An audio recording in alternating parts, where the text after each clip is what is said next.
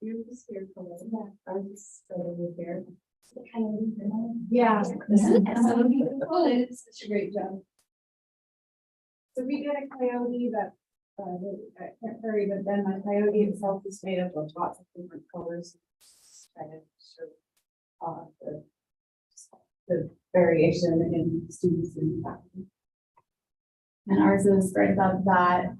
It's the four hands and the world behind it with pride colors behind that to be all inclusive. It's our symbol for our SIP plan and has been for the last 2 years. And so each hand represents a pillar of our SIP plan. So one being tier 1 instruction, including UDL, inclusion, cell, and the PLC focus. And Pioneer is the light bulb. Our theme this year is to shine, and starting at the base with our supports and then our high expectations, inclusion, nurturing everyone with efficacy and and equity. Thank you. Eagle Creek's theme this year is rise to the challenge. We are so the happiest school owner, just for the record, but is to rise to the challenge and explore the possibilities. And so we kind of went with a mountain theme with the mirrored glass at the top, so that right, kids are seeing themselves rise to big challenges. And of course, there's sunshine in there because we want to still maintain those really positive relationships. The bottom of the mountain or the foundation here really talks about our expectations for behavior, and that's something we've really been focusing on this year. Has gone really well. So smattering.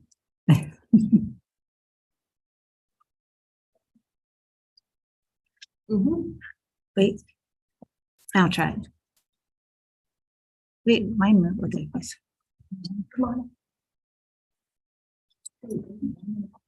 All right, so as Carrie talked about, we are continuing with this goal of learning about UDL. And this year, we really are trying to stay in that path of being learners, not stressing staff out to think that we can implement this too quickly. When several of us went to a conference over the summer, we got to know Shelley Moore. I don't know how many of you heard her videos. You should look up Shelley Moore. She does these videos. Most of them are called 5 More Minutes. And she just has this really fantastic way of talking about inclusion and UDL in kind of a humorous way, but also like really calling out like what we really need to be thinking about. And so we've been using those videos as inspiration to kind of help staff continue to learn. She also has some planning components that we also tried to put our own pieces into that so that staff are starting to work on planning things as well.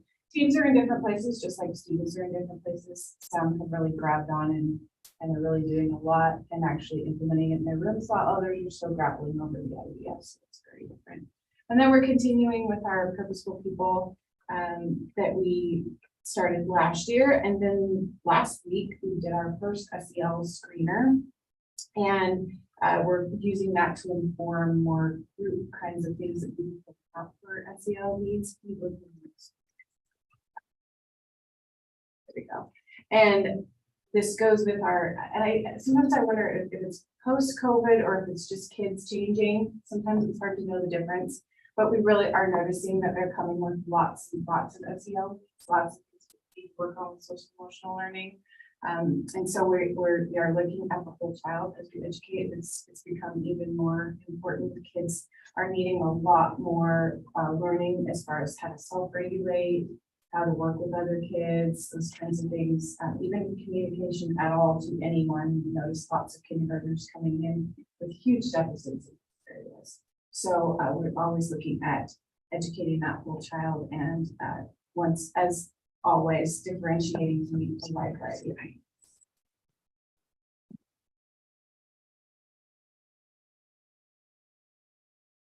So as Colleen said, we're continuing using purposeful people curriculum for our social emotional learning, and it gives us a district school-wide common focus. So the high school will be leading it, and middle school will be leading it, elementary. So that's kind of nice that we have that commonality across, K-12.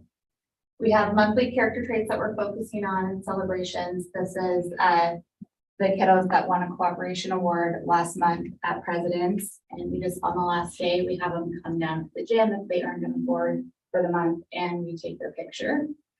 Last year we gave 4 awards and it was kind of a lot. So we're just giving 2 awards each month unless teachers really need to give more, and then we have preferences. So it's a little easier to give them all on the stage and take the picture, and also for teachers to manage. And we adjusted the pacing guide based on staff feedback. So grateful is with November, because it kind of coincides naturally. And also they wanted to start with cooperation. Last year we ended with cooperation, and staff said, oh, wouldn't it be nice to start with that and talk about what it's like to work together as we're building those community environments in our class. And our next collective action item is just back to the basics of PLCs. With COVID, we kind of had the need to meet and talk a lot more about things that might be, we're problem solving a little bit more. And so instead of looking more at student data and really focusing in on how we can adjust our instruction, we were like, how do we do instruction online? And so getting back to the basics of what a PLC was intended to do, look at, creating common assessments, look at data and adjust our teaching, talk about how someone else taught something effectively, how can I apply that strategy on? So that is our collective action item for PLC. So then also focusing on our tier 1 supports, which are the supports that are there for all students that they can access so that they can be successful. Shelley Moore in one of her videos talks about having those supports in place before a student fails so that they can access, so that they don't fail, because we want to encourage students. So using UDL, which we've talked about, that universal design for learning, so that all students learn differently and they can access it in the way that works for them. Our GLAD strategies, which are guided language acquisition design, research-based language activities so that kids can learn and be successful within language. And then continuing our best practices in ELA and math. So with all of our actions, we need to look at data. And so we look at our STAR data that we give 3 times a year and our smarter balanced assessments so that we can make sure that students are succeeding. I get to answer your questions. That's all.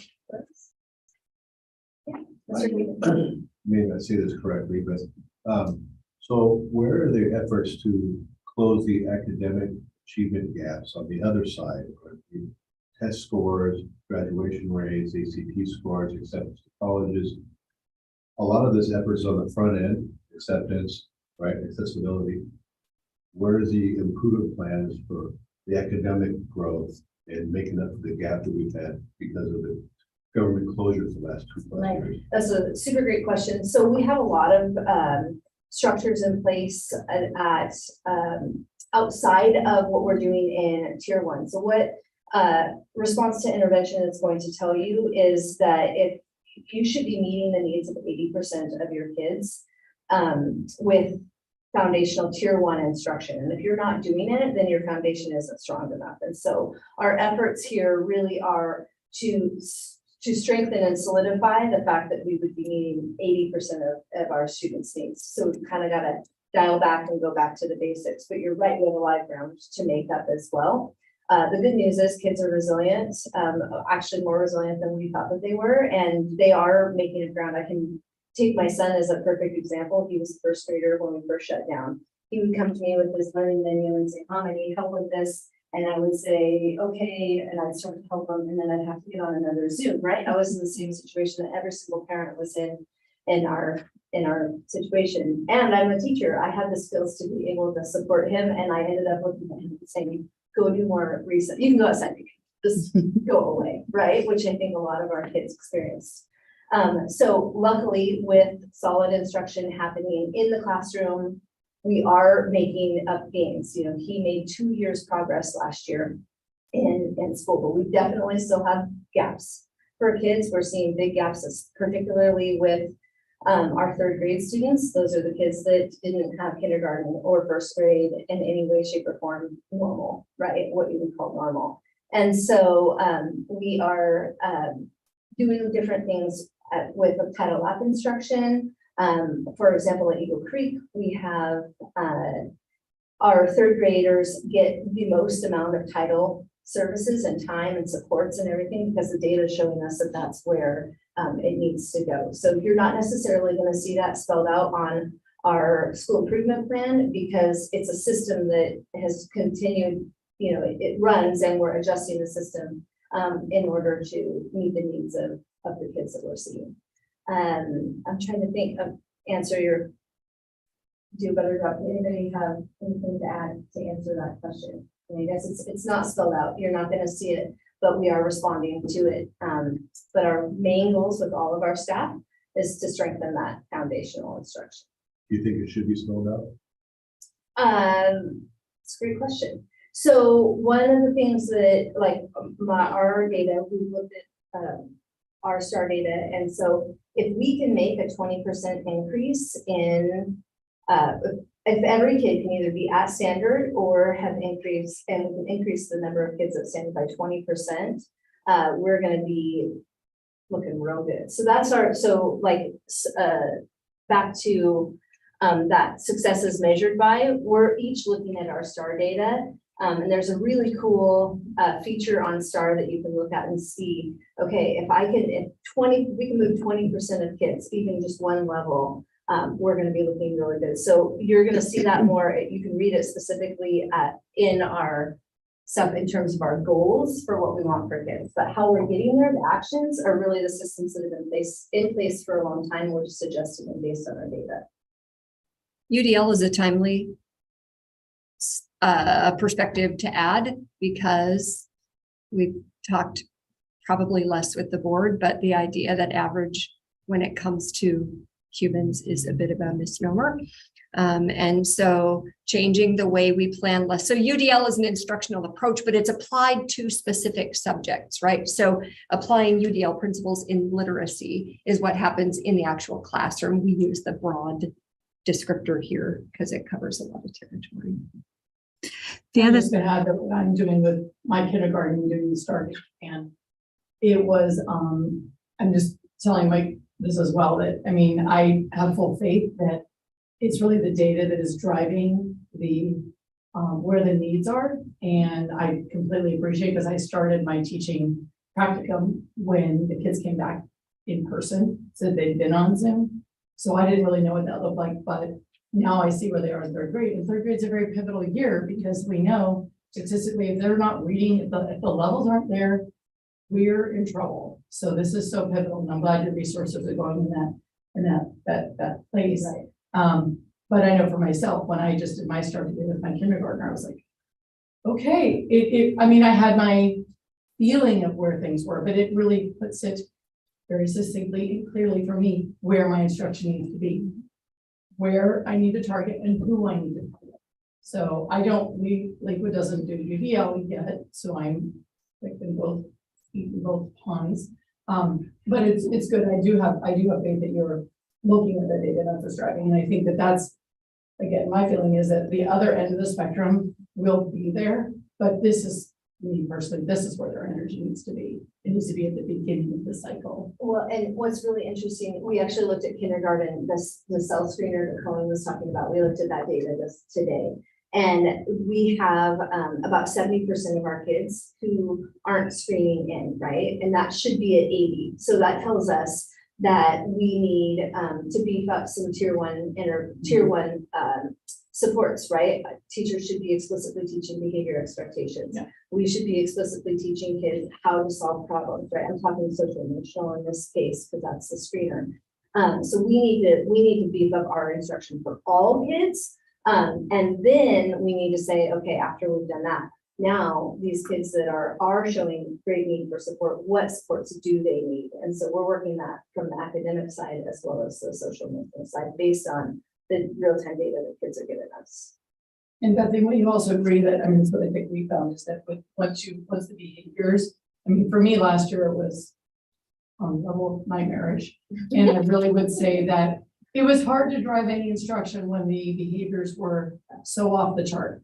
So it's, You have to, kid you not, it was- in fact, I've been working with my kindergarten team, like, hey, guys, let's come back to the early learning standards and let's look at what kindergarten, looks, all day kindergarten is supposed to look like. The first 8 weeks of school should mirror preschool, and there's a reason for that, right? It's to bridge that gap and to make sure that they have the foundation to be able to learn all of the letters and sounds and things like that. So I had a staff member actually say, older grade, say, I think we should get one of the kindergarten teachers because those kindergarten kids are the only kids that haven't been affected by COVID. I was like, oh, no, sir, they have been affected by COVID. They haven't had play dates. Their parents have been working from home and telling them, go outside, do whatever, here's a tablet, they haven't played with each other. And so we're having way more behavior at the kindergarten level than we've ever really seen before. Because this is their first time experiencing being in large groups of kids. So we're focusing there first, right? And then we'll get to that academic data, because if we do the reverse, we're not gonna yes, see you progress. spend the entire year trying to do what they can. But the cell is wonderful. We do a cell program and it is integrated throughout the entire day. If there's a moment and I'm like, we're not moving forward with math until we address the elephant that I see that's in the room. Right. And I'm so glad to see that. I really think, I think our teachers had it back in the day, but it wasn't called that. It was in its own way. But I really like you said, I think providing the supports. Well, we're responding to what kids are telling us they need based on data. So, and there's a lot of data. And the cooperation level has been like across the board. I know that when my kids were younger, there was a big push for parents to don't have your children assessed or do the test or whatnot. So I'm wondering if there's any of that. You mean like our standards-based assessments, like the STAR Yeah. assessment and ESPA? In fact, we really aren't getting a lot of people who are opting kids out. Okay. Especially with like STAR and the cell screener, those types of things. We haven't had a lot of pushback there. Some still with ESPA, we have, a handful of kids, but we have rich data with both of those. STAR is to me far more informative than ESPA because it's given multiple times. Of course, classroom-based assessments are really what teachers are using and teams are using. And that again goes back to that PLC, that revisiting the PLC and saying, okay, I have Susie and Billy and Jesus here who haven't met standard on this assessment. What are we going to do? What supports can we provide? And so getting back kind of to that basic and out of that problem solving mode, I think that was a great phrase that you used. It's like, we were like, okay, how do we do this? Our teams have never been stronger because they worked really well together because they've been forced to. They've relied on each other. I can't make everything virtual, right? I need this teammate to do math and this teammate to do writing. And so they've relied on each other. But in that problem solving mode, we've also gotten away from the foundations of, what do we want kids to learn? How are we going to go if they learn? What are we going to do as a team if they have it? And what do we do for the kids that are already excelling? Other questions? Thank you. Okay, thanks, guys.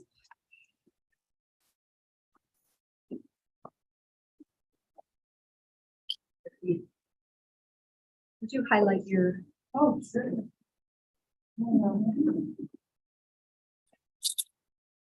Right here in the top corner, it's small mountain, so your logo. Yeah, I used the mountain with the 3 peaks. We have 3 different groups in our system. And we'll talk more about that, but we do elementary, middle school, and AOP, so those are the 3 peaks. The foundation, SBLC, as you know, has changed throughout the year, but all of those changes have built on each other and we feel like we have a pretty solid foundation. And then the colors at the top are representing our programs and our different levels of students. We are K-12.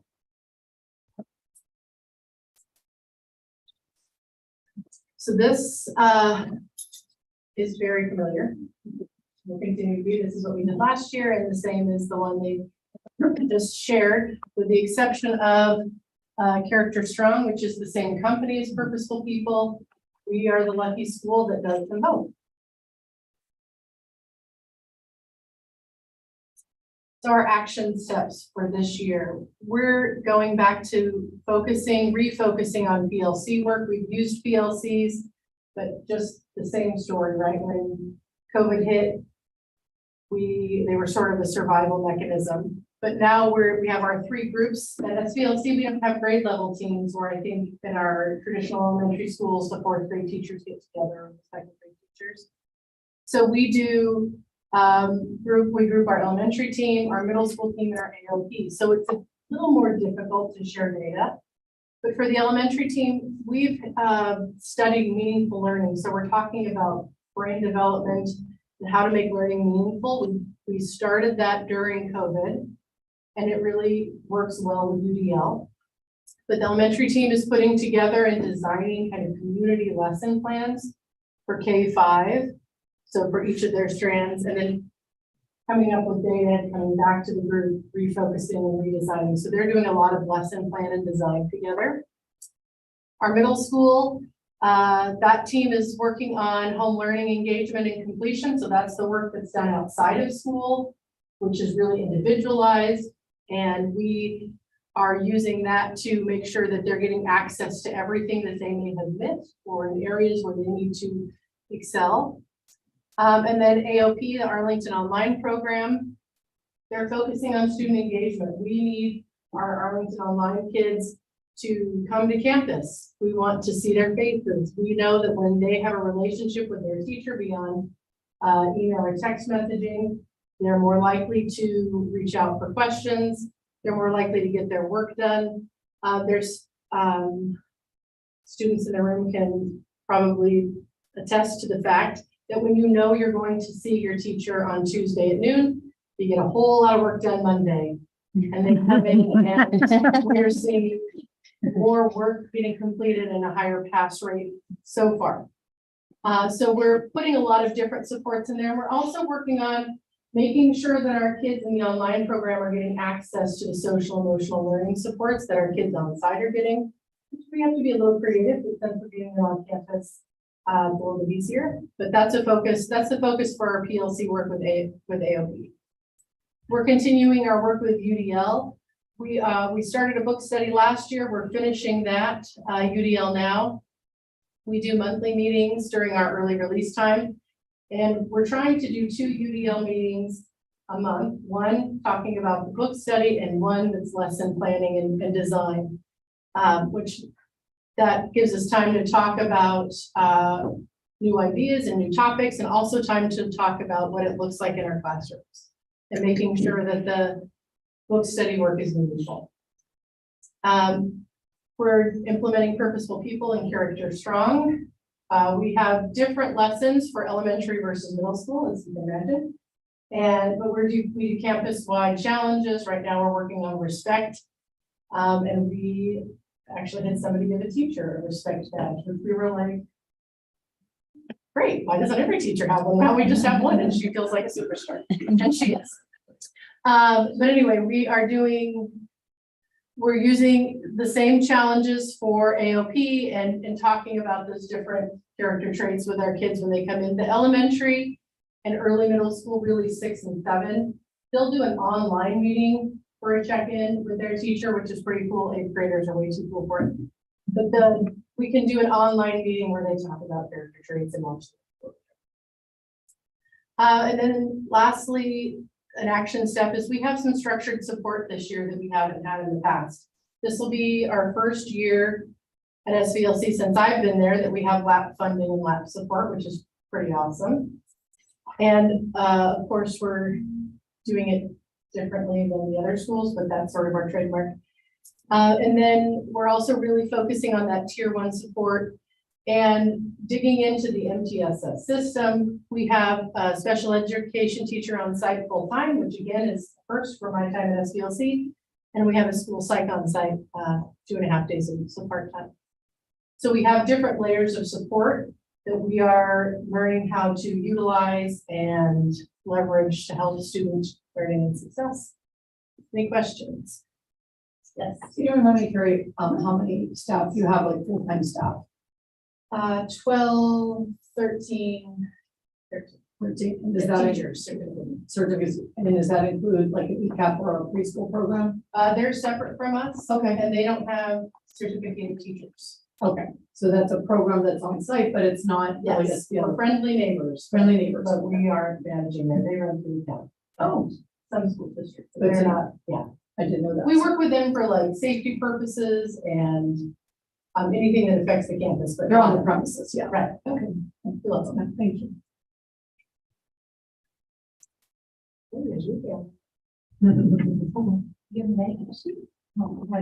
Any questions? Well, great. That means we're doing it. I will say, it's really, it's good that we have options for our families. And so and as a result of the COVID situation, we expanded our Arlington online program from just the 9-12 to K-12. So, and then we've continued that. And so, thank you, Carrie, for that. I get to present on behalf of Andrea Underwood today. So for Weston, we have the giant D because every student needs to belong in our entire system and at Weston especially. Andrea will also tell you she did not intend this to be a colorblind test, but it really turned out that way. So And she said that you can't spell Weston without we. Oh, yes. So, yeah, that's for so, Weston School Improvement Goal, we have a universal school improvement goal. Weston, Andrea and her team, it's worded differently. It's embedded in how they're going about it, but they opted to change the wording, just so you know. It doesn't mean UDL isn't there, but in order to increase graduation rates, including the number of ninth graders on track, we've heard that before. Weston will focus on increasing proficiency in math and ELA by ensuring 100% of students demonstrate growth in these 4 areas. These are not new areas of focus for Weston, but what they're doing is specifically applying UDL principles, among other things, to their core academic subjects and continuing to emphasize the importance of attendance. And this is their lead statement. This is beginning of the year data for Weston in math attendance. Remember, most of our schools use the STAR assessment, but several years ago, before STAR came on board, we were district iReady. Weston and SBLC have continued to stay with iReady as opposed to STAR. Their systems wrapped around it in such a major way, we felt almost unethical to change assessments on them. So you can see, you know, in assessment, red is generally not a happy color. So at risk or tier 3 interventions needed for 67% of the Western population. It's a page 12 assessment, right? And in math, 91%. My stomach goes French, right? So, and then in terms of attendance, you can see the percentage by grade band, and then all students. There's a reason Weston's applying UDL strategies in ELA and math and has a focus on attendance and culture building. Culture and attendance go hand in hand. When kids belong, they're more likely to come. So when kids succeed, they're more likely to come. So, as you know, Andrea's creative and energetic leader, and she has a creative and energetic group of people that she's working with. So these are some pictures of things that have already happened. It's only October 17th, and they've already had, let me just see, they've had a barbecue, they've had a movie night, and they had a parent night. And so she has the numbers here. She wrote, yeah, We did a math night. not yet.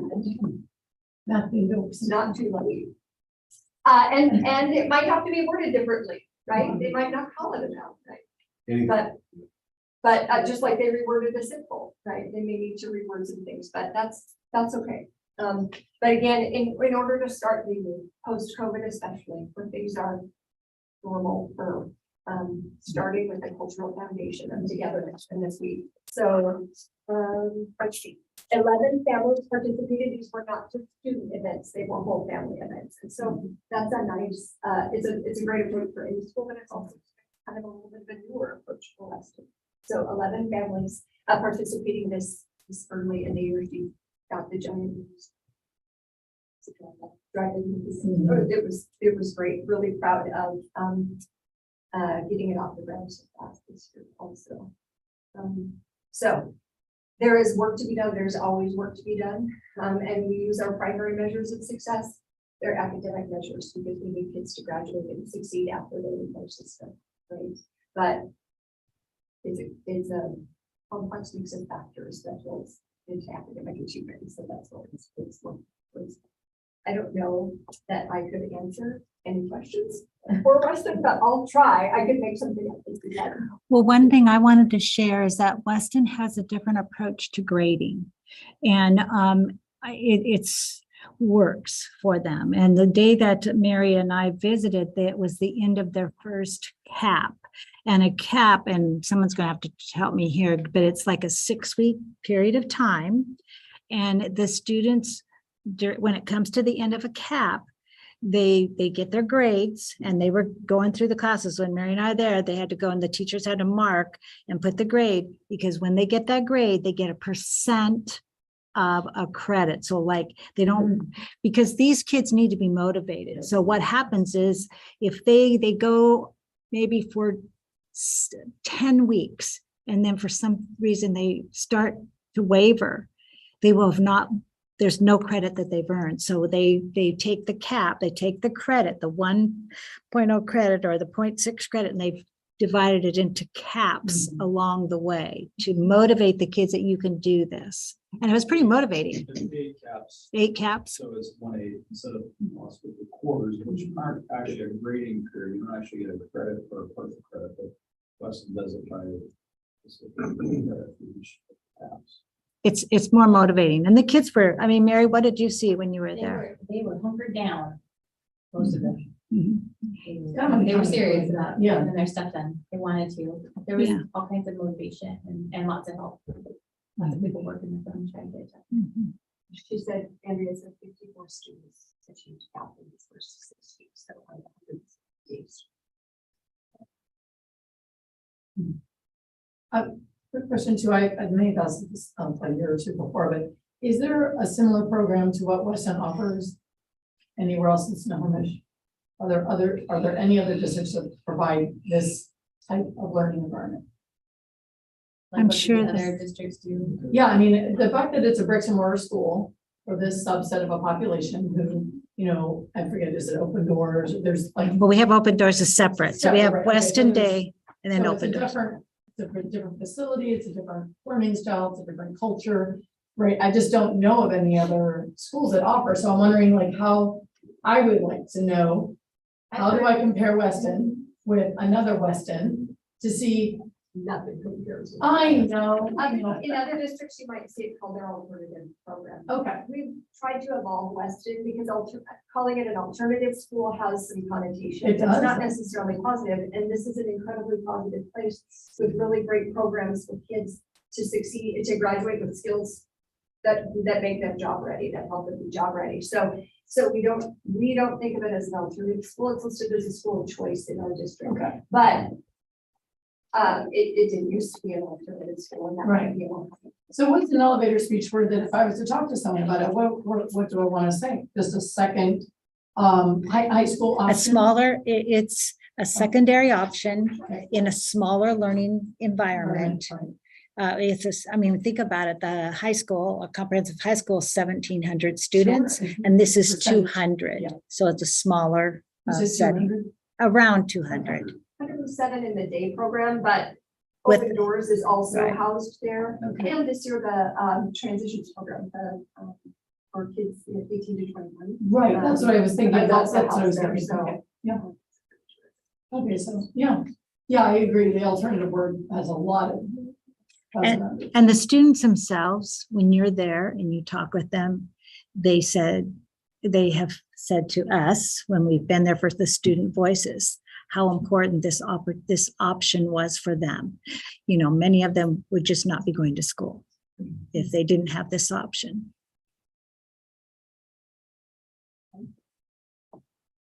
It's up to you if you want to take a break or we can keep. We want to break. Press on. Press on. I like it. We put it there just in case. Oh, Mary. I would know how that goes. I don't know about that.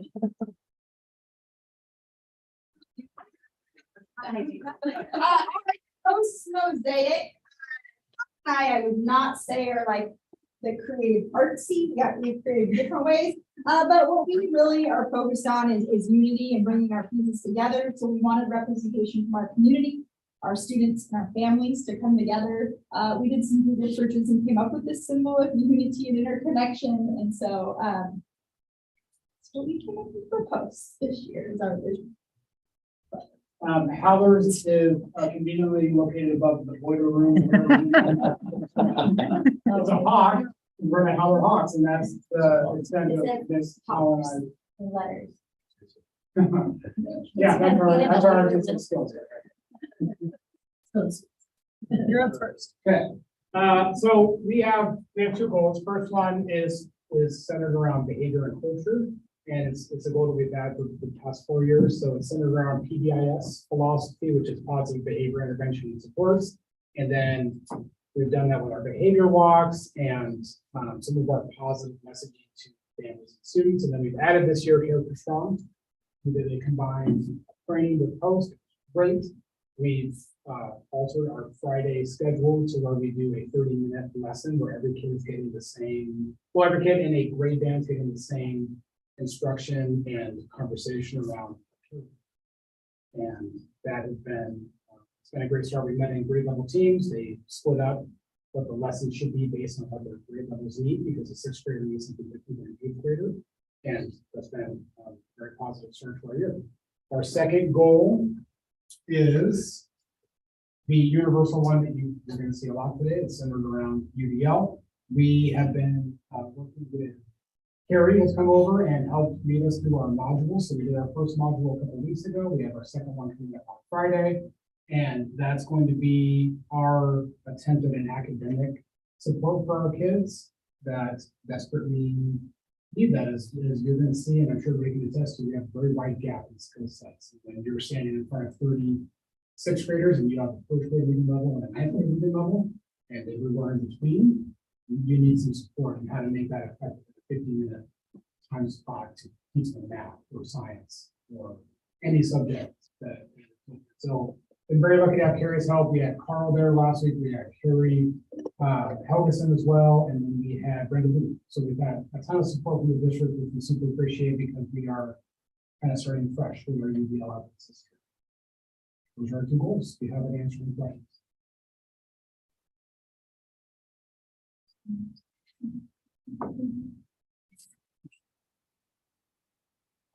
We have lots going on at Post, lots that I'm so excited about. When I met with you guys in the spring, the direction where we're headed, we have stayed the course. We are focused on diversity and inclusion efforts, some cool things we'll share coming up about that. We have launched Character Strong very strategically.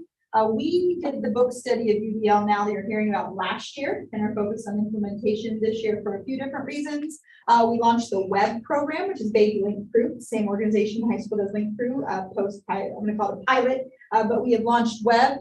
We are refocusing on our multi-tiered systems of support. We've heard about response to intervention tonight, and really focusing on our PLC cycles, background our teacher teams, on those core questions about how to elevate the learning classroom. Next slide. So I packaged it for my staff that we kind of wanted, like, what are we doing? And how are we measuring it, and packaged it in our goals? So we really want to improve student learning. Is what we're doing at the end of the day. We want the kids to be elevating their learning to access every opportunity we want in front of them. What are we doing? We really need to focus on school culture, a culture of learning in our school that covers behavior, covers staff culture, supporting each other, teamwork. And I like to share that we're out of survival and we're back into forward progress. And because it has felt very survival-ish the past few years. So again, we launched Character Strong, the web program.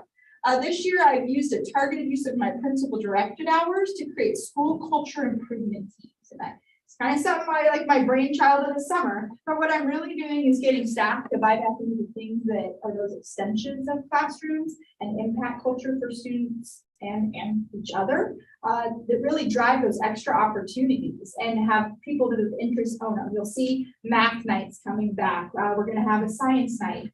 We have monthly, I've renamed them Falcon Character Days, but our goal is to provide intervention, connect students to the community, to bring in some project-based learning that's cross-curricular extensions, to go a little bit deeper through our web program, through monthly connections for sixth graders and building that community, and really providing supports to seventh and eighth graders empowered, like what's your interest and what does that look like in our community in the real world. So we're really targeting that. Discipline data is just up on that. We've had some rough year coming off that. We've got to make improvements. It's something I'm watching. Attendance data, we've had some challenges there at Post. Improving the number of students meeting standard. I will say a highlight this month is I was struggling to fill a full algebra class at Post for eighth graders. I'd like to have multiple. I mean, ideally, coming off COVID, we just haven't seen numbers. And so I had enough for one section to build in my master schedule. And based on iReady data and some things we out, I had 14 kids with recommendations by the end of September that were coming into algebra. It's a good problem to have. It's a hard number to work with, but the fact that we're seeing those gains come back, even from spring to fall data, is really exciting to see that we're providing those opportunities. And then just engagement of staff. And I say that in a way of, we're not only teaching and engaging in our UDL and getting better or we're learning engagement teams, but we're also reinvesting into all these other things that used to be in place that have gone by the wayside that make school the fun part of school to come to. Next slide. Leslie, can I say those 14, then they do algebra, they can earn, that's earning high school credit.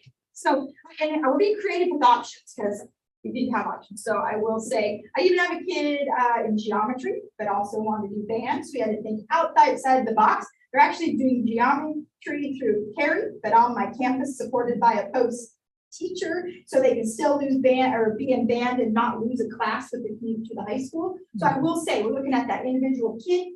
They need something, we're figuring out how to do it. I will say that I am organized. You will see, you all get my newsletter every week. If you ever want to see what Character Strong lessons happening by grade level, there's a 2 to 3 minute video you can push on YouTube. These are what our Fridays look like. We're really working on implementation and sharing work samples and strategies on implementation for UDL. We've got our Character Strong and MTSS in there, but we're moving right along and it's actually very productive. Next slide. The same, you've got our Character Strong lessons every Tuesday, the class period they're happening. Yellow just means we've covered that lesson. We've got it planned out to run their curriculum through the year. Plus, I believe there's 4 extra days where our staff for implementation. And my reason to go through a class period cycle. So week 1, it's period 1, 2. I want every staff to own Character Strong. We don't get to say I don't do that or it doesn't happen for me. That you not only get kids talking to adults with different perspectives and experience for enrichments to those conversations happening and learning, but you also have every teacher knowing every week what's happening in our school and what we're doing. And there was some hesitation there, but I think we're really cycling back around. It's pretty cool because I'm getting to talk to different groups of kids about these things and we're seeing it. And I think the most powerful thing I took away is that every Tuesday at a certain point in time, 650 kids are talking about, I would say being kind, but like being what kind of person they want to be, like setting a goal, like those things that are important and do translate to the classroom and academics. So it's pretty cool that that's happening. Next slide. Our Falcon Character Days, this is a sample of our first one. We went with a virtual Houston Craft Assembly for our 7th and 8th graders. Our 6th graders went back to monthly web activities. So kind of those things they do on Link Crew, we go back to 45 minutes where they meet back in those groups that they met and start to build connections with different types of friends. What are the challenges? What are strategies and continuing to build that community? So this is a sample. It happens once a month. The schedules might change a little bit in terms, but we're about 45 minutes. I want to say it's the Justice League, that's totally right of it, but we're having community groups want to come in and present and do a project in different places during this time. So there's an aviation group that just reached out, Trevor partnered and shared, we had a NASA person come in and present actually to both schools, but how can we bring community in and connect kids to what they're learning and transpire to is happening in San Juan these days. Next slide. UDL. No, you're good. So examples of UDL, we are also using Shelley Moore's book, 5 More Minutes. We highlighted her last year, but she's got a really great book that really, I like, she really challenges just thinking and the norm. We're circling back to the implementation of UDL now, but this was an example of something staff engaged in from Katie Novak, but a way that staff has something to watch, listen, and to make you think, and they choose different activities and groups about how they're exploring UDL, and then taking it to a lesson that they bring to the table on those PD Fridays. And how do you evolve that lesson, thinking about your lowest level learner in the room, the highest level in the room, covering the span. So we're really moving it to action, I want to say. And what are samples coming out? I am so excited, I will bring back, but I went into a brand new teacher we saw at Marysville, and we were presenting at a parent meeting. And it's a student, the parent had a nephew who just moved here from Mexico, son, and we were bouncing that. One of his UDL options is a full choice in Spanish. He's completely converted his lesson to make it accessible on his UDL choices, but any student could choose to engage in that and make your interest in learning Spanish. Like, how cool is that in your choice board? Which is a real highlight that captured, that was just actually on Thursday. So we're really seeing teachers, what can you do thinking about the learners in front of you? Next slide. Our equity focus, we did National Hispanic Heritage Month. Every teacher was challenged to have at least one minimum connection to their content to celebrate that in a lesson. We took some time to do that. And then on the 19th, Wednesday, the staff elected to celebrate Disability Awareness Month, not only a month, but we're bringing in a live stream of Nick, and he is doing the virtual assembly as well that we did. But each month we'll be highlighting multiple things. We also have an equity group doing a Day of the Dead altar and some things happening, but we're really student driven of what they want to do, and then staff are picking some core pieces each month to incorporate student activity. Next. I just a quick discipline snapshot first. This was before this last week. I will preface that. We had 71 referrals, but for 38 students, but 5 of those students had 35 of those referrals. But think about this. We already know that 2 of those students are in our EBD program and have a higher need, and we're working on that. That's pretty powerful, thinking our numbers are actually pretty well. Cell phones, we're just learning is learning. It's not a distraction to have your cell phone out. But one student had 4 at the time. We're doing a lot of proactive work, which we're labeling as not discipline, but those are those positive conversations to get ahead, support conversations. We've had 31 of those with 27 students. We've had 5 suspensions total, but 1 student has had 2 for really it's fighting violence and drugs. That's what you're seeing. But compared to September of 21, out of 28 referrals and 21 students, we were at 8 suspensions.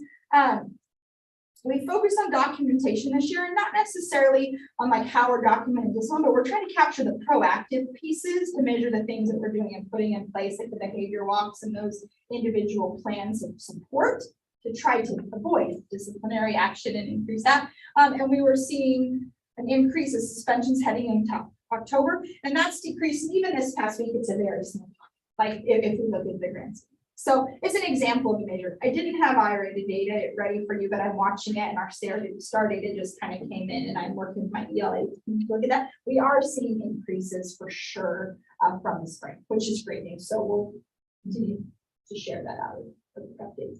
That's all I have. Questions for me?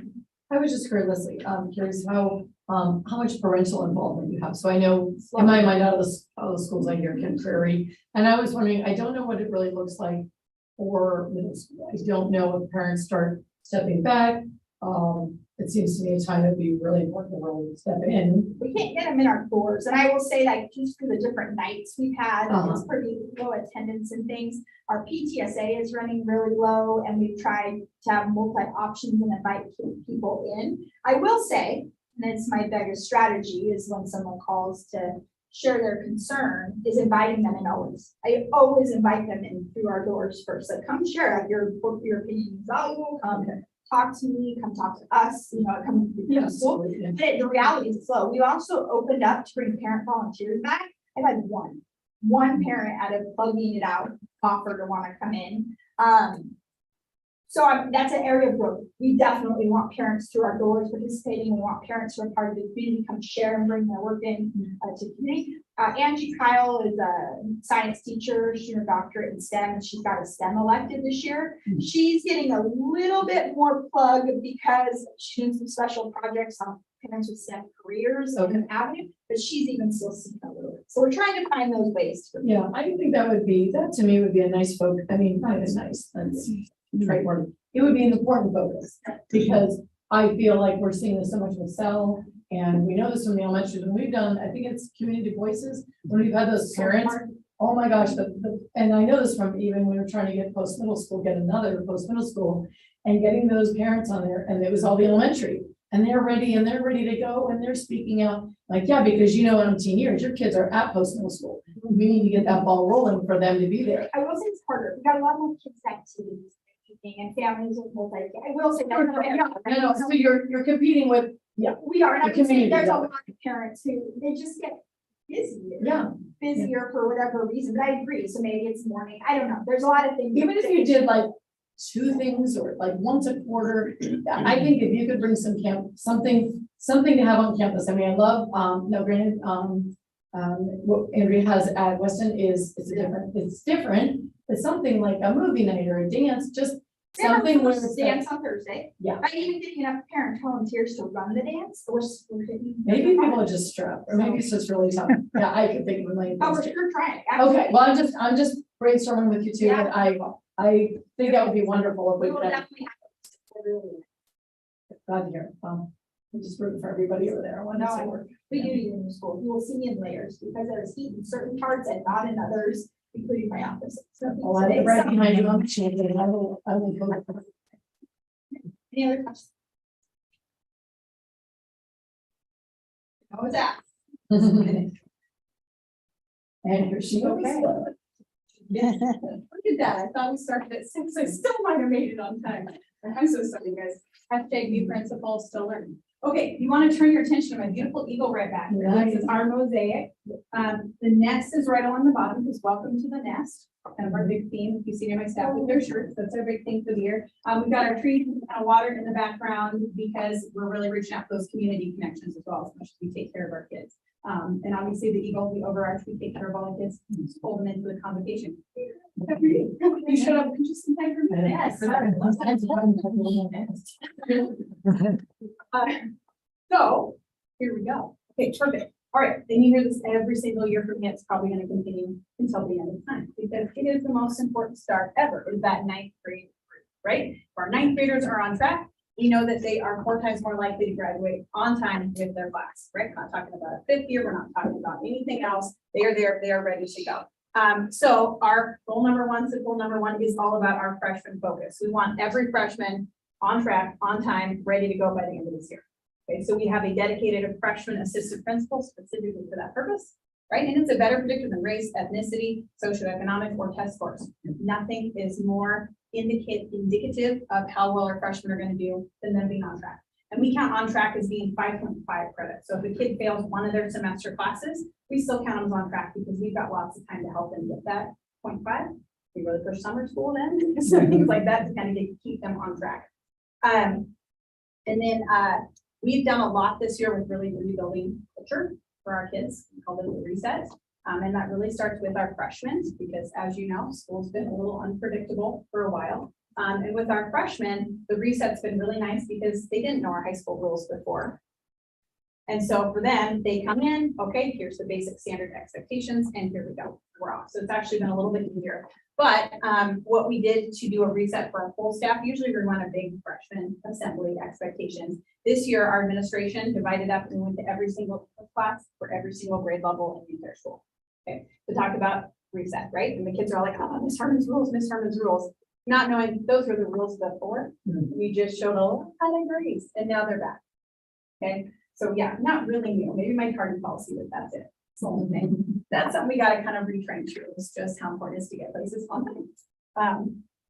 So that today, though, did I? Charted? I'll work on that one too. Growth mindset. So goal number 2, when we look at culture and equity, we are looking at supporting a daily positive campus culture and a safe and caring learning environment for our kids. So part of that is that behavior expectation piece, but that's also all the other things that we have. We have Character Strong on campus as well. I'm excited to see how that feeds in the middle school kids we get next year. It's gonna be really exciting. And then in our advisory that we have every Friday, our teachers roll out Character Strong attributes and things like that to our students, in addition to high school and beyond planning. And then we really, our UDL stuff is obviously all about the kids, and it's right in here as well. And I'll talk about that a little bit at the end and what we're doing, because we've had a nice reset there. Lots of resets, right? It's a real year. Finally, it's a real year. I'm really excited about that. We have a diversity council who runs a lot of our student support programs in terms of fitting in more multicultural aspects and options and events for our kids. So they do lots of time with our Martin Luther King Assembly and talk to us, kind of a principal advisory sort of piece that they do. I don't know yet, but it's coming up for this year. So I'm excited about that. The other thing I want to talk about too with this is we also brought in, before school started this year, Scott Bakovich, not with Character Strong, but connected, very connected, to start to talk to our leadership kids about what else we could do to be engaging, not just our students, but be supporting our staff. Because the last couple of years were really hard on our staff too. And we cannot forget that, because it's been really refreshing to watch them come back and face a real year, but there was a lot of mental health struggle for everybody, you know. Nobody signed up in my buildings. So, you know, so we're also doing a lot with our teacher PLCs around culture and equity and how we support and how we offer more variability for our kids, more support for our kids. We start looking at what kids need, because now we're not in survival mode anymore. Now we're ready to start jumping back into kind of those important, well, not kind of, those really important pieces of education and how we can reset not just expectations, but our culture as well. And I feel like Farmington's a much happier place to be right now than it has been. It's very focused on ourselves. Goal 3, fantastic, closing our gaps. We've got a huge decrease in our resource classes and a huge uptick in our co-taught classes, okay? And so co-taught classes, you have a gen ed teacher with a special ed teacher, right? So you have 2 professionals in a classroom. We've got them across all of our content areas right now. Please come watch anytime. I'll give you a tour. But watching we've got usually about 8 special ed kids a gen ed class. The percentage that you're looking at. So having a dedicated teacher in there who is usually their case manager, who knows their IEP really well, who can take over some of the grading portions and help our gen ed teachers kind of learn to balance. We also this year have been really intentional about putting together common planning time for them. So we'll have a common planning time with their co-teacher. We didn't have that fit for everybody last year. This year, nailed it. We got it. So figured out. Mary, go. Do you have a way to make the Tiny words print. little tiny bigger? Hey, don't worry. Everything I say is more. I see the numbers, but not the words underneath. And Mary Lee, I'm sorry, what was the percentage of students who said they were special ed within the classroom? There's about 8 per class. 8 per class, and then you're Per class of 32-ish. 32. I was just And my classes are bigger, but we'll call that a good benchmark. Yeah. About 8 per 32. And that's across how many, so I'm talking 4 grades, how many classes are then, it's so That's almost across. across the board? they're If it all- was on mine, I Wow. could just expand it. And all my gen ed, math, English. This is a Like Mac. a parent. How do I do it on the Mac? And- Gary? It's on a slide. No, It's on OSPI's report card. exactly. It's easy. And my Sorry. numbers are made for this. They're up. Maybe you just tell us last year's. Play it out. Yes, I will tell you. I got it all. Well, And I have notes on the back, so let's look at less everything up. So we're gonna follow there. Well done. Okay. So Oh, We've had some pretty wide graduation gaps in the past. Right now, we are 92% as of last year graduating rate, 92%. Pretty good. I think we can do better. Here's where we're running into some issues as we talk about closing gaps, right? Our senior classes had the most impact from COVID. We're already starting our grad meetings right now. We have never had so many kids in the red, right? We do a red, yellow, green system. We've never had so many in the red or yellow right now. That's a lot of time.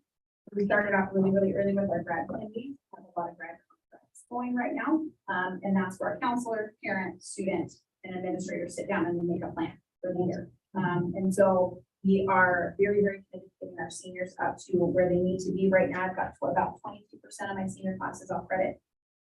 Off track for graduation, off track for graduation out of 436 kids, that's about 95. So just something that we're really kind of honing in and focusing in. Our junior class, also huge impact, not too far behind, actually, 23% off track for graduation right now. And so 89 out of 387. So we're really kind of focusing on what we can do for the interventions. There's a lot of that stuff right now. Our sophomore class, 12% off track. Hey. Yeah, that's great. So that's about 58 kids out of 481. And freshmen, I'll get back to you when we get there. We'll get there. It's still very, very, very early in the year. But I'll have that for mid-year update for you guys. But again, I'm really honing on that freshman class. So we've got that dedicated freshman school. Then page 4, there we go. Page 3, fantastic, UDL. Guys, we had to do a big UDL reset at our school. In fact, I'm calling Eagle Design Point right now, parentheses, because we needed something that we really felt like was us, was Arlington High School, to get my staff to buy in. So that's been part of our reset as well. So taking a couple steps back on UDL, gone back to what it really is, what that can look like for us. And we're really focusing in this year on all those blue days, those sort of magical blue days, on variability and engagement. Those are the two things we're focusing on with UDL. So we've taken several steps back, but it's been a really healthy reset. One of the things that my teachers have asked for a lot, is more cross-curricular promotions. And how do we, talk to everybody to get more ideas? So we've really made that a focus of our UDL days too. And the lesson planning that we're doing are really working across areas to bridge some gaps that we need to fill. And when we're looking at taking kids to their future, because we don't need 55-minute boxes in our brains. 55 minutes and push 55, whatever else. It's the kids that can make the connections between all of it. They're the ones that are going to be ready for the jobs that, don't exist yet, right? They're the ones that are working a job, see something, and there you got the promotion because you go, maybe we can do this better, that could be different, right? We need the kids that walk out of class and are seeing how things connect. So that's part of what we're trying to intentionally build too. So you don't go, English is over, done with that, math is over. That's good. Right, exactly. And it's, it's a tricky thing to do when that's how your day is structured. And so questions for me? Yeah. And no, we don't have where to box.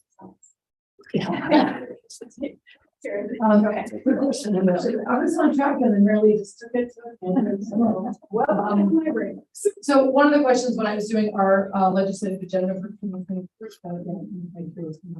and one was this early changing the time in which high school starts. And I wanted to just know your personal opinion on that because one of the schools, I want to say Bellevue, somewhere over there, in Microsoft, they had done it. They had done the changeover to a later start time. And then they went back to the other time. I wonder if you have an opinion and what is your foundation for that? Pardon me? They were. My number one reason to not want to change it is we're going to mess up the jobs. Okay, so that means that you prefer the normal morning time and they work what after school? So if we were to change it. Switched it, maybe switched with elementary or something, then my kids aren't getting to work at 4 or 5, something like that. Because they And a lot of start later or they end later. Yes, and a lot of my students are going to value their work more than their school, but they know they got to come to school to keep going to work. So it takes a lot of people involved in connecting. And then, and then when you're talking about aligning that with say snow oil or wrap programs or whatever else, I can't imagine the logistics of that and sports. And then playing after dark, and you know what I mean? Like the logistics for the other things, right? I've read the research, too, I fully get Yeah, you. they totally said that about the sleep cycle and all I get that, yeah. Right, but I also think they're teenagers. Their brains are not developed. So if we start it later, we're gonna stay up later. And then what pattern are we fixing? You know what I mean? Because the parent's not gonna go bedtime now. No, that's- And then we did change, we originally, I don't know when it was before I came, at 7:30-ish or 7:35-ish. And it was changed to the 8 o'clock. So there was some adjustment. Gosh, when I was in high school, we started 7:05 one year to try and fit everybody in the building. I was in school. That was the double shift because the freshmen started later. Yeah, I loved it. I was out at like 1:15 or something, you know?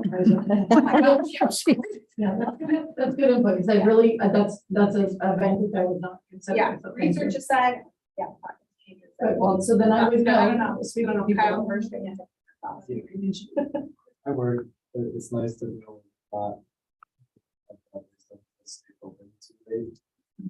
And see, then could be working later anyway. then, Yeah. right? And would you say what percent, do you know what percentage of high school students are working? No, but that'd be a pretty close question. That would be a great. Yeah, sure, you just put that up. That's a good question. I'd say most people. Really? Probably like. Six- off the 16 and top of up my head, usually. like 7 out of 10, that's there looking in my grade. Wow. Yeah, we could probably do. That survey. wasn't that We the case could, when I was. we could get numbers too on the amount of kids that are work-based credit, like that would be. I think we should throw it in there. It's good. I mean, you never know what you can use data for. Hey, Gary's right. Yeah. He's Yeah. right now. Exactly. Okay, I was gonna ask, Go. have you also seen a decrease in parent involvement in things? Yes, however, let me tell you what we're doing about that. Because I got a plan. I like some of your ideas too. So it's not true. So our booster president this year. Boosters is growing, and what I asked them to do is get more student involvement. So if I can like a tutor advisor on there, so get a little bit more perspective that way. We have an. And they have started, that's also my, I'm so excited, they're inviting clubs in every single time. And so we have 2 clubs present every time. We have a guest speaker every time. This next boosters one, Lisa Rodino is going to be speaking about our work to school coordination stuff. And so even just that, having parents find out what else we need, and then having kids, like a bunch of them will come, they'll present for their club and their parents come too. Right? And so then you start getting those connections. Yeah, I need to talk about wrestling tonight, mom and dad. So one of them shows up with them. So you see just more parents show up because of that. But I had a dad last time who came because he was talking about wrestling. He's like, oh, well, I could help with, so suddenly you get that interest. And so I think pulling in more kid involvement is going to bring the parents with them. And we'll see what we can do with other stuff. But that's, it's, the ball's rolling. The ball's Good. rolling. So. yeah.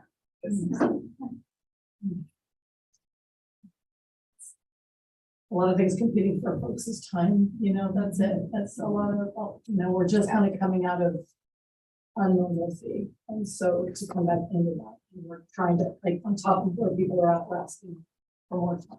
So, You know, like a lot of parents go, Yeah. you do your thing, right? Let me know. Yeah. So. well, I think your numbers also with your stats right now coming out of COVID, we need the buy-in. I call it the triangle. It's me, student, and the parent, and we are gonna, and that's just, it's the same level of importance for high school, if not more so. You have more at stake than I do, but I want to get it off the ground, understanding that parents need to know your participation is vital. I really can't do my work well without your blessing and grace and.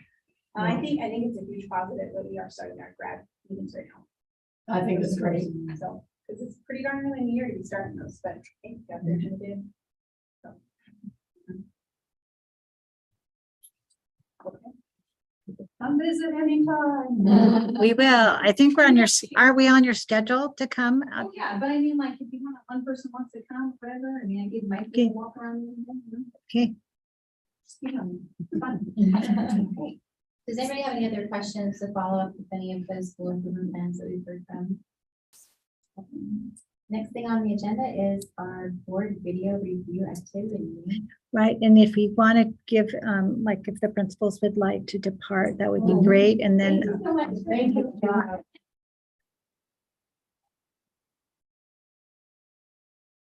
Yeah, that's first. And I'm trying, because I'm gonna put the script up. I've got to find the script.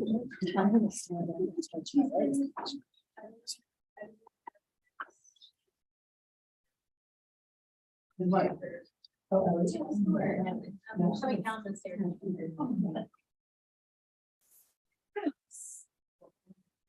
I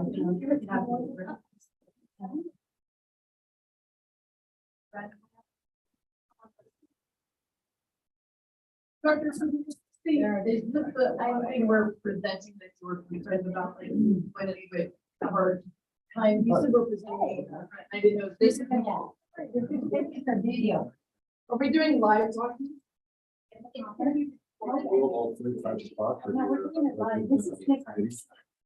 That's my, yeah, that's what I thought.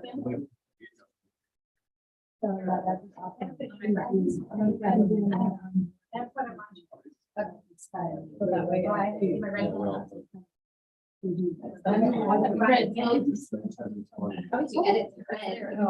Talk to, Chris. So I gave you a script, yes, it wasn't the update, because these are just drafts that we get started. The intent here is that the, together, Carrie puts together a video, that has to be a kind of, we want to watch it for a very long time. But the intent here is to talk about the board roles and responsibilities and the strategic plan. So if you would take a moment to read through it, because what we're gonna do tonight is just, I wanna collect any changes, but then we're gonna do one read through in the order, and like I put the numbers and like one you put first, the last one will be Mary, you're gonna close it. But Lorna and Kyle, I need you to fill in, so I did an intro, and you can change, you don't have to say hello. I put hello on all of yours. You can change the greeting, you can do whatever you want. You can change any word you want. Just change it. But anyway, what I need I'll do is be thinking about this right now and write down, just as a board, student advisor, what do you think the community needs to hear from you? Like, I'm on this board because, so I serve on this board because, or I'm excited for this board because, just a couple of sentences there. And we can add to it, but for tonight, that's what we're gonna put on that piece. So take a moment and read through it and make any marks, cross off words, add words, and then in about maybe 3 minutes. Or just like doing the stage, like you, like 1 goes, 2 goes, 3. Okay. Yeah. You know, you. I'm gonna show it. Well, actually, I'm not gonna show it up there. I have it up here, but then if you make changes, then. I have a number 1. So it goes, Mary's 1, then it's Erica. It goes Mary, no, Sherry. So it's Mary, Sherry, Erica, Mike Ray, and then Mike, and then after Mike Ray, and then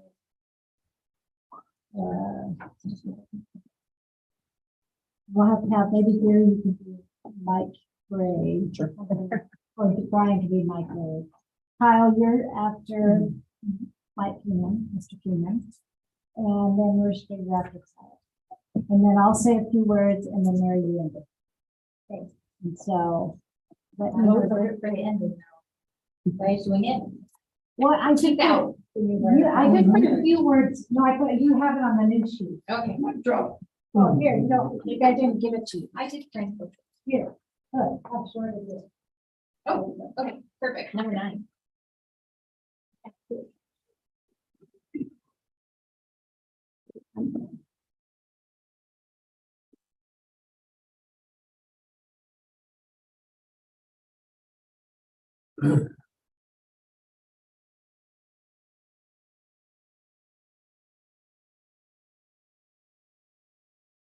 So for our audience, I want to let them know that we're engaged in this activity. They're watching. And Dr. Sweeney, this is something we're looking to put together. Is this being presented at WASB or not at all? This is No. our own video. This is going to go on our district website. Good, I love that. Yeah, that makes sense. And it's in the vote. Yeah, Okay. when it comes to the presentation, we'll do that. Another day, Not yeah. tonight. Because on November 7th, Right. and actually we'll probably talk about the presentation on the 7th as well, but tonight I just need you to get prepared for the 7th because we're going to actually videotape it with a teleprompter on the 7th. And I've asked Gary, I've authorized for him out of my budget to purchase a bigger teleprompter because when I've done it with him, no, I can't, this is how big the teleprompter. Yeah, For me. So we're gonna get a bigger one so that it'll be easier for all of you. So on the 7th of November, you will be actually recording this. Okay, so shall we just go run through it? Let's do it. Okay, so let me, before we run through it, first, So you want to say what we typed up and not what we added yet, or? no, everything, what you added, and if you don't like what's typed up, you don't have to do what's typed up, except you do say your name. That would be fine. So Mary, you're first. Ready? Didn't wait, Sherry second. You have to say actions. Oh, and it's three. Ryan. I'm 6, 7, 8, 9. Okay, we ready? Now you have to say it. Oh, wait, okay.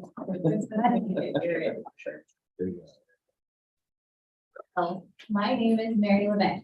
I was elected as a school board director in November of 19.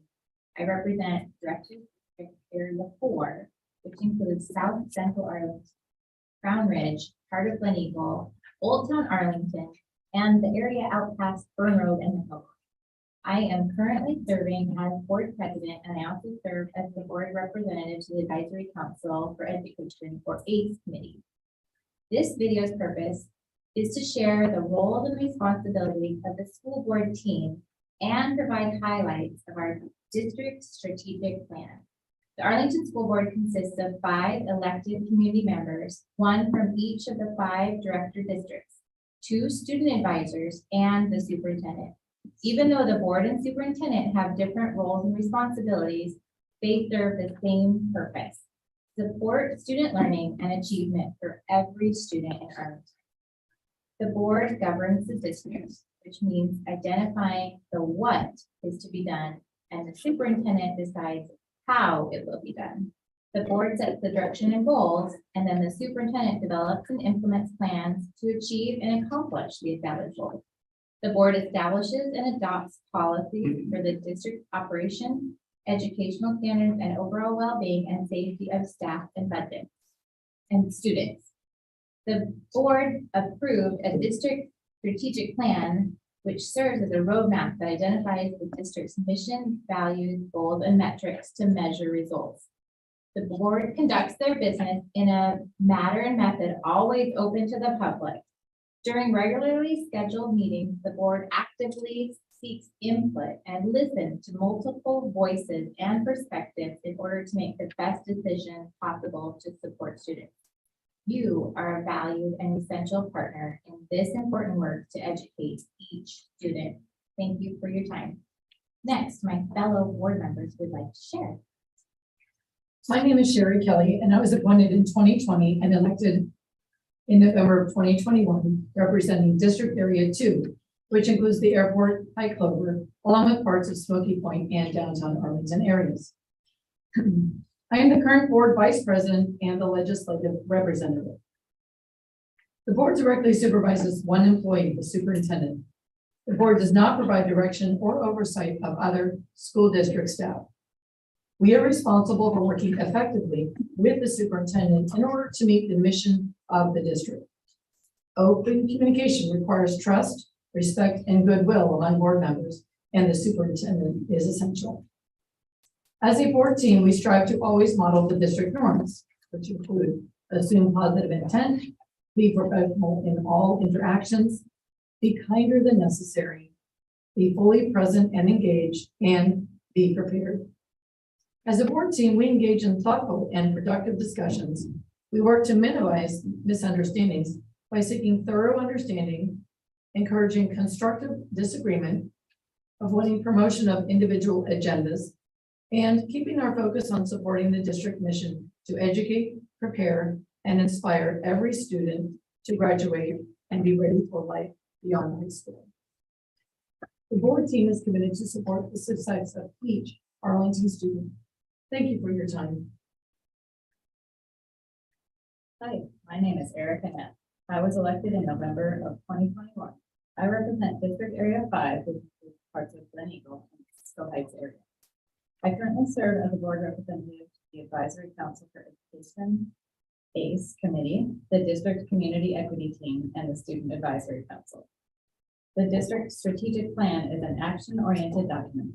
As our board president, Mary Levesque, stated, it is a map of our district's purpose, priorities, and plans for improvement, accountability, to increase student learning and the district strategic plan outlines 4 goal areas that the district is focusing on.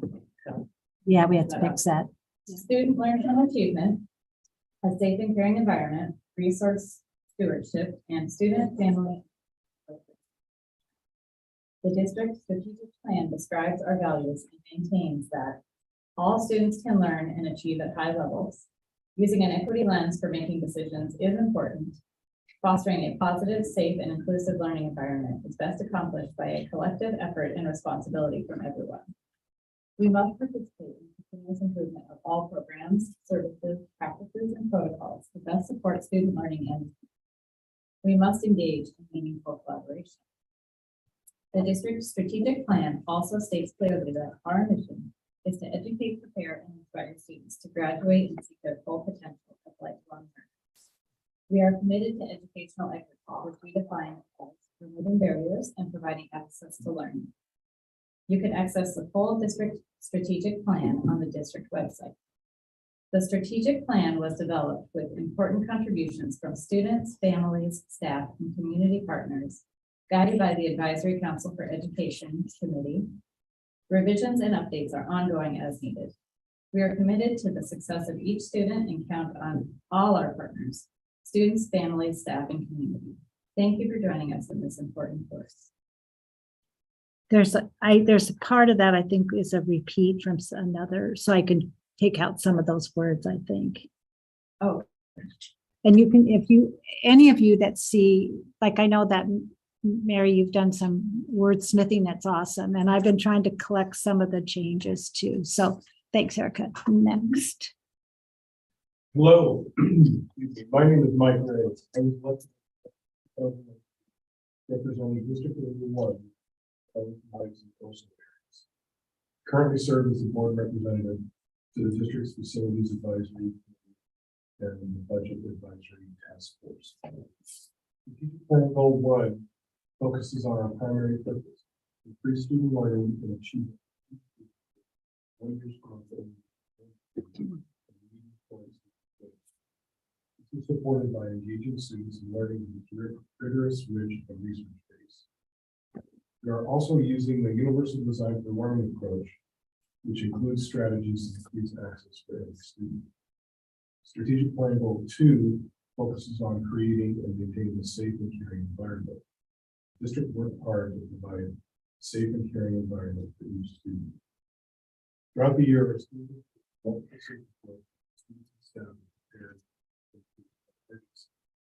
our schools foster a culture that supports the academic, behavioral, social, and emotional health needs of students.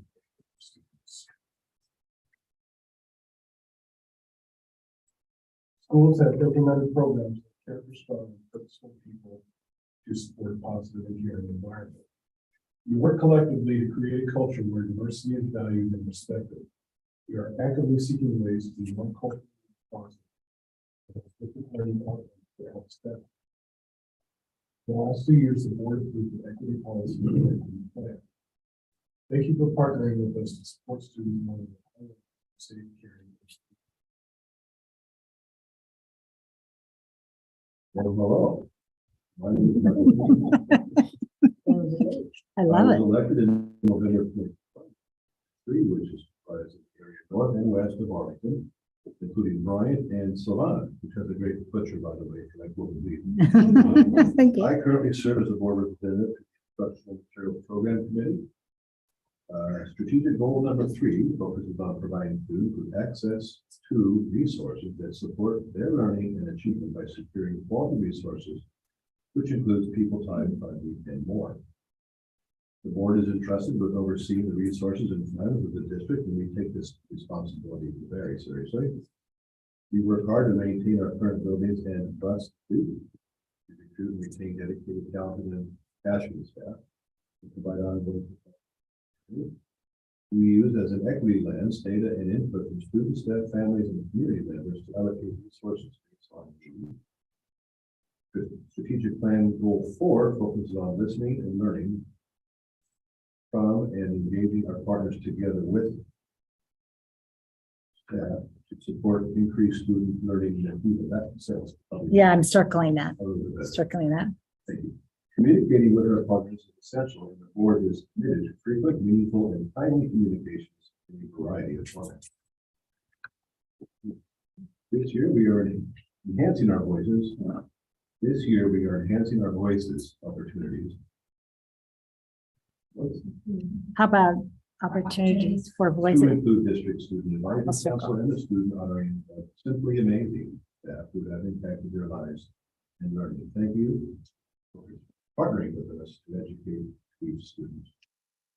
So we'll do Kyle and Mer's gonna, I wanted to say that what's missing on these is your voice. So who you are. So like at the end, change it to you, or even after the first paragraph where you've introduced yourself, make it more sound like you than this monologue, as far as that, so just keep that in mind. You can do that. Okay, Kyle. Hello. My name is I was selected as one of the student advisors board in 2021. I'm currently a senior at Arlington High School, and I also serve on the district student advisory council as of 2022. I serve on the board to provide a voice to my peers. My position as student advisor paves the way for students to be heard by the whole. I make an effort to represent everybody at my school, and I found the greatest way to do that is simply by listening. My time on the board has been and continues to be amazing, rewarding, and educational. Hello, my name is Merce Philibon.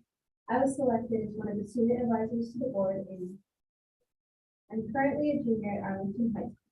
I also serve on the district student advisory council as well as the Arlington Youth. I enjoy being part of the board to advocate for my peers and others, as well as giving a voice to those. Hello, my name is Chris Sweeting. I was hired as the proud superintendent of Arlington Schools in 2016. It is a joy to serve alongside the board and with staff to ensure every student in Arlington is successful in their K-12 learning journey. This important work requires a joint effort from all. It is through the strength of you, me, and we that we will be able to make a positive difference in the lives of each student. Thank you for joining us in this work. Thank you for watching this video. We are proud to serve the Arlington community. So thank you. So just, we have to make it more these are just a starting point. That the idea here is we're talking about the board's roles and responsibilities and then infusing the introduction of the strategic plan. And then we have Mike Ray does goal 1 and 2, and then Mike Kingman, you do 3 and 4. And so that's how the division of that. So the introduction. You want copies of our revisions? Yes, that'd be great because Because if you take them home in your first, then Debbie will send an email tomorrow. How that works. any that you can get back tonight, then we can type up. But if you're not ready to get back tonight, that's fine too. But we'll just kind of keep revising. Do you have And this via email? It was in the board. I thought it was. It was in- Yeah, we got it was in the There's board. a version. Yeah, it's in the board update. You click on the word Yeah, here. there's a one.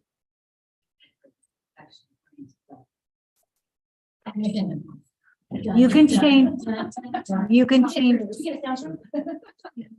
I pulled some of this from, there's 3 different videos or 2 videos that the board has completed since I've been here.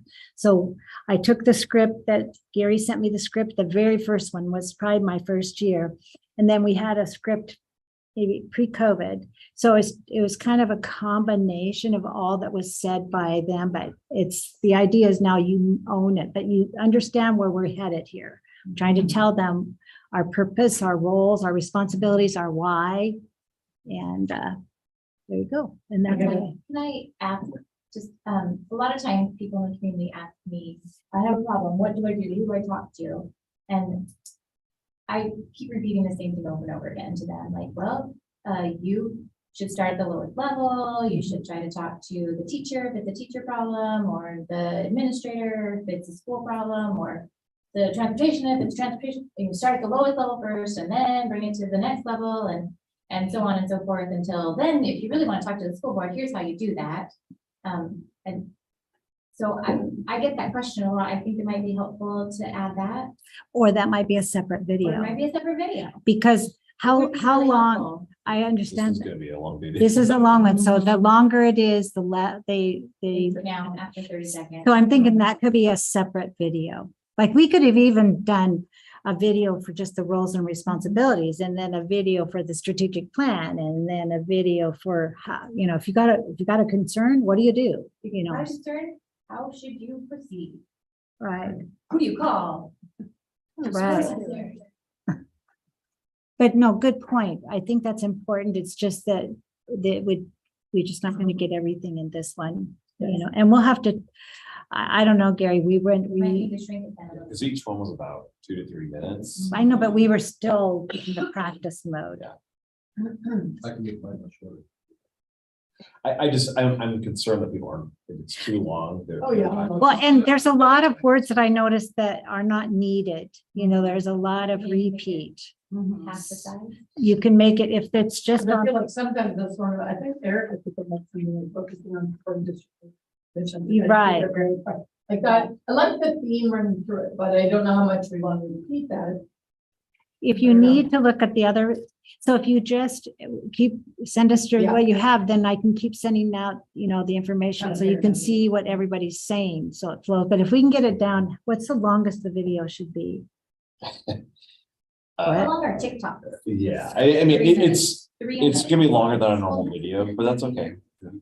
Are they now?